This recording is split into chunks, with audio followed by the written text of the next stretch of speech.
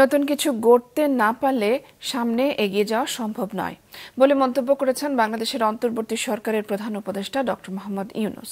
থাইল্যান্ডে ইউথ ফোরামে তিনি প্রচলিত চাকরি নির্ভর জীবন থেকে বেরিয়ে উদ্যোক্তা হতে তরুণদের প্রতি আহ্বান জানিয়েছেন।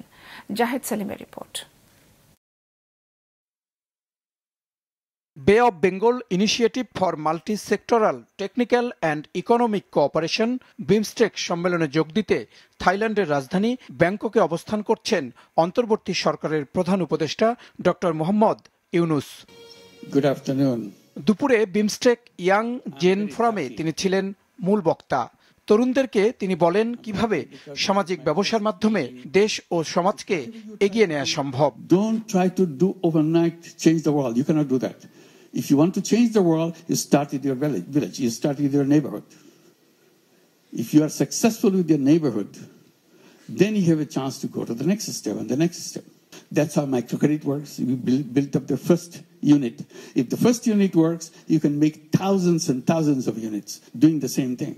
ডক্টর ইউনূস বলেন, চাকুরির নামে দাস হওয়া যাবে না, বরং নিজেকে গড়তে হবে উদ্যোক্তা হিসেবে, যেন অন্যকে সহযোগিতা করা যায়। You are born as an entrepreneur. So I bring the entrepreneurship at the center. Every child has to grow up as an entrepreneur. Our schooling, our education system change itself. You teach young people to become an entrepreneur, not to become a job seeker. মুনাফার পাশাপাশি সামাজিক উন্নয়নে অবদান রাখতে পারে এমন ব্যবসায়িক model উদ্ভাবনের আহ্বান জানান প্রফেসর ইউনূস। ব্যাখ্যা করেন তার 3-0 তত্ত্ব। Zero net carbon emission, zero wealth concentration, zero unemployment.